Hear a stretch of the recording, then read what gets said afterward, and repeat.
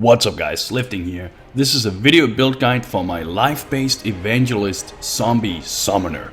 The build can be played as both the Templar, Scion and Witch, and I'll show you how to do that later on in the game. Additionally, this build is able to deal with the highest level maps and bosses, and it is very cheap to get going. And let me give you a short breakdown of the build before I show you the different skill gem setups and passive skill tree. For defenses, the build relies on a high life pool, a decent amount of armor, which is obtained through armor-based gear and the use of a granite flask. Besides that, you have your zombies and evangelists that both tanks and damages nearby monsters very effectively. Evangelists will also provide both you and your other minions with a temporary proximity shield every now and then, and anything within this shield won't take any damage from outside sources of damage, so that's actually very effective. The build relies on the usage of 4 auras: Hatred, Haste, Purity of Elements and Vitality. Both offensive auras are linked with Generosity to increase the effect, thus making our minions deal even more damage. Both our zombies and specters deals AoE damage and are thus very capable of killing large packs of monsters relatively fast. Lastly, this character also utilizes a curse on hit skill gem setup, and the curses I suggest is Vulnerability and Temporal Change. There are alternatives to this setup, and I will talk about that in just a few minutes. And now let me show you the skill gem setup we use for this character, and let's start with the two most important ones, the Zombie and Spectre setups. For zombies we're using Raise Zombie, Multi-Strike, Added Fire and Melee Splash. Or Melee Splash, I know some of you guys are going to correct me when I say melee. Anyway. Our specters are linked with Spell Echo, increased area of effect, added fire, and for a 5 link I would inset increased minion damage, and for a 6 link, if you can get that, increased duration. Our curse on hit setup includes Ball Lightning, Vulnerability, Temporal Change, and with this setup a single Ball Lightning is able to spread both curses effectively. And another cool benefit of using Ball Lightning is that this build utilizes the Keystone Elemental Equilibrium. And because of that, when we cast Ball Lightning, the enemy monsters become resistant to lightning damage, but takes more fire and cold damage. And since we're using Hatred that adds cold damage and added fire damage on our minions, this adds a huge damage boost. And this curse on hit setup has an awesome synergy for this build. I really like this. Next we have our offensive aura setup. Here we have Hatred and Haste linked with Generosity and reduced mana. Hatred and Haste both adds a ton of damage, and linked with Generosity that increases the effect of the auras even more so. For defensive auras we use Purity of Elements and Vitality along with reduced mana. And one thing to note here is that you won't be able to run Vitality until very late game when you have all your mana reduction skill nodes and your reduced mana skill gems at around level 19 or 20. And you should know that Purity of Lightning has the main priority over Vitality, as it makes your minions much tankier. So prioritize Purity of Lightning over Vitality until you can use both of them. And now, since our character only relies on a decent amount of armor and a high life pool, we're also incorporating a cast when damage taken setup. And cast when damage taken, as you can see, is linked with Enduring Cry and Immortal Call.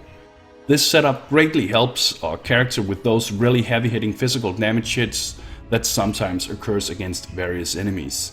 And now, lastly, I suggest you put Flesh Offering and Convocation in an unset ring each. Flesh Offering greatly increases your minions' attack and movement speed, and Convocation summons your minions to your side and increases their health regeneration after being cast. And you will need to use Desecrate for your build as well, but as you can see, all of the sockets has now been filled out, so in order to be able to use Desecrate you will have to weapon swap every time you need to use it.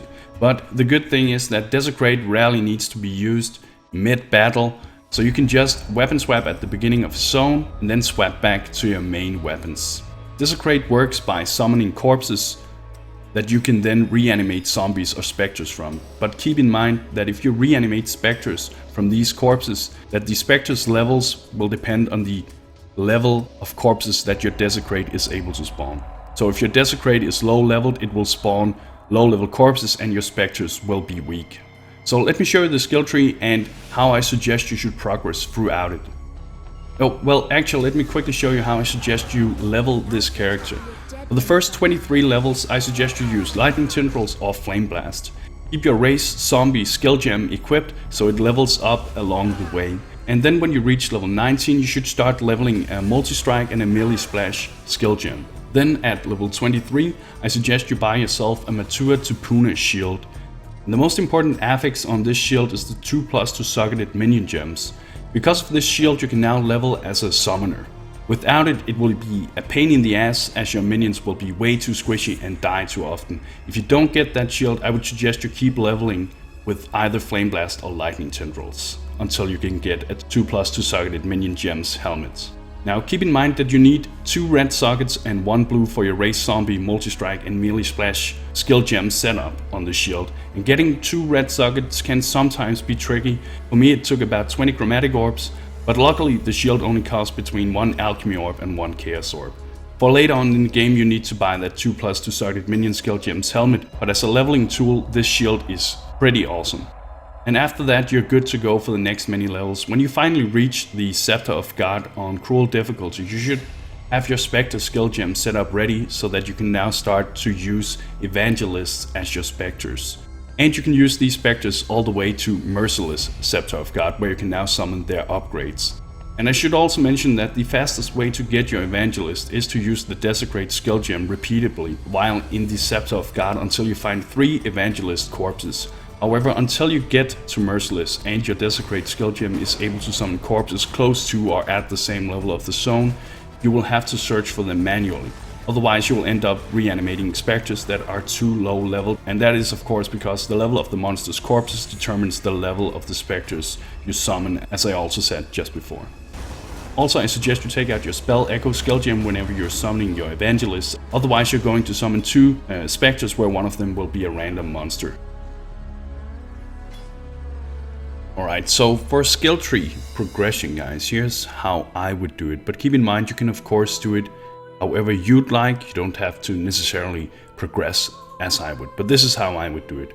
We're going to start as a Templar, and I should perhaps say that you can start as a Witch as well, and you can start as a Scion. If you were to start as a Scion, you would go out through the life nodes here and into Shaper. If you were to start as a Witch, you would go out through the energy shield nodes here and the mana nodes into Deep Wisdom.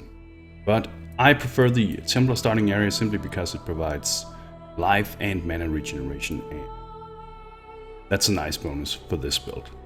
So we're gonna pick up these skill nodes and go in this direction. Here we're gonna pick up Sanctity for the increases to armor and the 1% life regenerated per second. The additional strength is nice as well, simply because this build will need to level up some strength gems and wear armor gear, so strength is always nice for this build. We're then gonna pick up Discipline and Training for the increases to life. We're gonna go through Retribution into this pathing, and then we're gonna head over to Purity of Flesh for the increases to strength, chaos resistances, and life. After Purity of Flesh, we're gonna head over to Full Preparation for the increases to life again and elemental resistances, and then we're gonna pick up Lord of the Dead down here. At this point in time, you should be around level 23, and you can now start to use that Matua Tupuna shield that will allow you to level up with your zombies. And picking up Lord of the Dead will increase that amount of zombies you can have running around with you, and it will increase their life and damage as well. Since we can now start to use our zombies to level up with, we also want to boost the damage and survivability of our zombies. And the best way to boost the survivability of the zombies early on is to pick up elemental resistances, because that is their weak point. And for that reason you should also start to use your Purity of Elements now if you haven't already. And another thing that's really good about this cluster is that it provides that early minion life regeneration. Minions regenerate 1.5 life per second, and that is a huge boost to their survivability as well. So we're gonna pick up Herd of the Flock, and you can of course now have 1 additional zombie as well, so very nice. After Herd of the Flock, we're gonna pick up these minion nodes up here, minion life and life regeneration, again because we want that minion life regeneration so good in the beginning, and then the remaining minion life node here. We're gonna pick up Death Attunement later on in the game, but for now it's not a good choice simply because we don't rely or use Spectres at this point in the game. Instead we're gonna pick up Puppet Master down, along with the 2 minion life skill nodes. Puppet Master adds a huge 16% increased maximum life, and it allows us to use yet another zombie for setup. Skeletons we obviously don't care about because we don't use that in this summoner build. After Puppet Master, it's time to pick up some mana and life, and we get the additional bonus of getting mana and life regeneration as well. So we're gonna pick up Quick Recovery, and then we're gonna move towards Grave Pact down here. And the pathing we're gonna take is to go for minion damage, minion life leech. Minion life leech is very important for our zombies in order for them to sustain themselves so they don't die. We're then gonna pick up Grave Pact and get that nice 20% increased damage for our minions, and yet another zombie we can summon. After we have picked up Grave Pact, it is now time to start boosting our auras and start to use additional auras. The best way to go about that is to pick up these reduced mana reservation skill nodes here along with sovereignty for the 6% reduced mana reserved and 10% increased effect of auras you cast. Keep in mind that one of the absolute best ways to make our minions tanky and make them deal more damage is to boost their damage via auras. So that's the reason we're going to pick up a lot of aura skill nodes in this build. And since we've now started on the Path of Auras, we're going to go in this direction. We're going to move through the energy shield nodes here, and then we're going to pick up Harrier down here. Harrier will grant us that movement speed and some cast speed. Cast speed isn't too important obviously, but it's still a nice boost for flesh, offering, convocation and so on. We're then going to pick up Aura Effect skill node here and the reduced mana reservation skill node. You can pick up leadership if you want to, but honestly it really isn't necessary in my opinion, since we're picking up so many other aura radius skill nodes throughout the build. Next we're going to pick up Hired Killer for the extra life, and then we're going to move down towards Charisma. And as always, these aura nodes provides reduced mana reserved and increased area of effect, along with the increased effect of the auras that we cast. When we have picked up Charisma, I would suggest you head back to the top of the tree where you're going to pick up Death Attunement. Death Attunement will allow you to summon one additional Spectre, and at this point in time of the game, you will probably be able to go to the Cruel Scepter of God in order to summon your Evangelists. Besides having that extra Spectre, it also gives our minions that 8% increased attack speed and 8% increased cast speed. Very nice. After Death Attunement, we're going to head back towards the shadow area of the tree, and we're gonna pick up Written in Blood. Written in Blood will of course grant us some energy shield and some strength, and most importantly, life.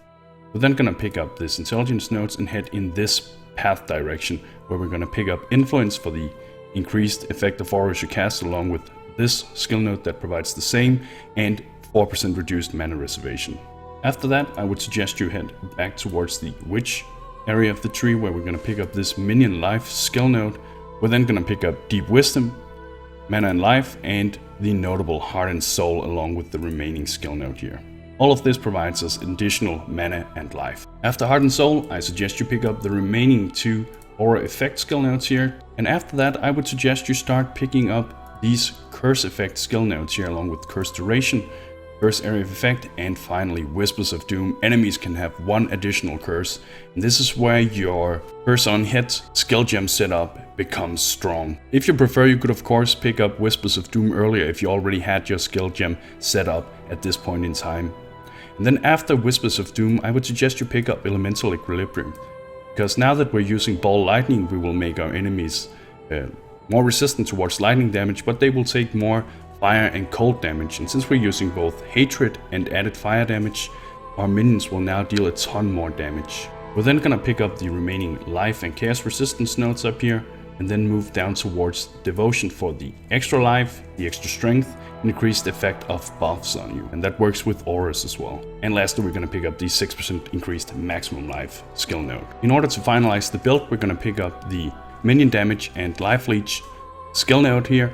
Minions deal 10% increased damage, and minions leech 1% of damage as life. So they now have 4% increased life leech along with the minion life leech notable here, or skill node here, sorry. And then finally, we're gonna pick up Alchemist here. Alchemist is really nice for our build since it increases the effect of our Granite Flask. And since Granite Flask is our main way of getting a high amount of armor, Alchemist is a huge bonus for our build.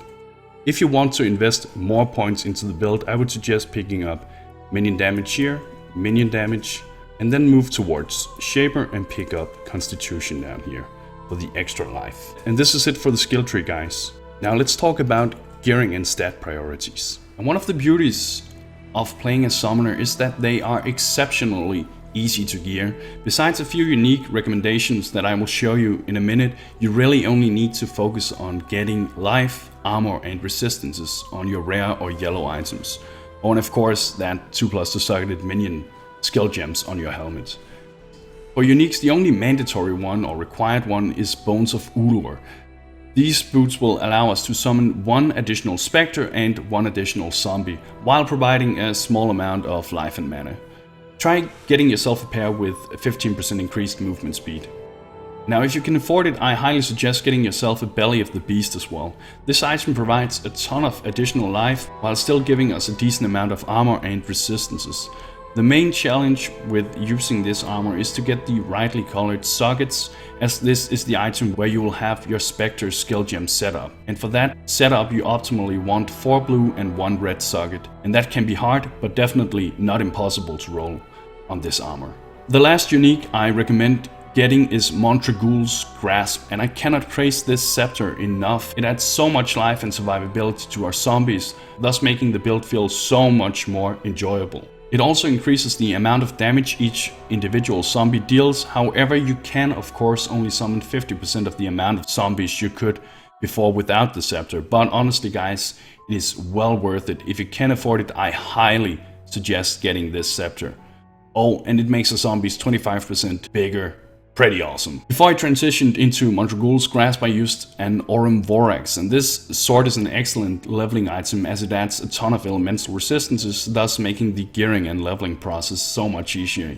You may want to consider using that as well. The minus 20% reduced item rarity is in my opinion not something to worry about. And once again guys, remember that on any of your non-unique items, your stat and affix priority is life, resistances and armor.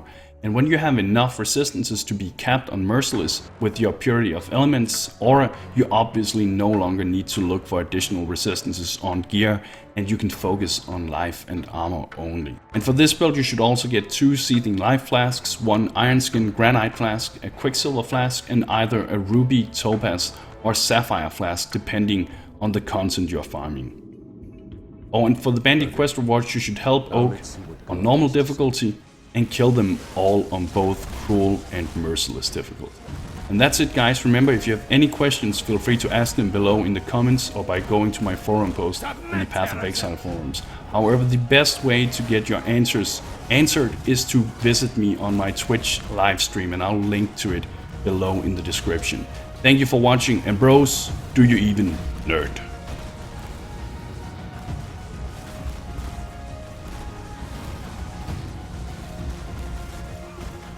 The light of divinity! This world is an illusion, Exile.